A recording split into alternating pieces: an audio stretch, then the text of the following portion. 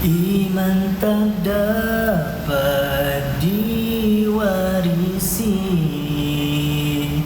dari seorang ayah yang bertakwa. Ia tak dapat dijual beli, ia tiada di tepian pantai.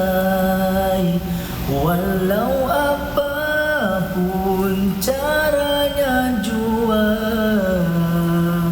engkau mendaki gunung yang tinggi, engkau merentas lautan api,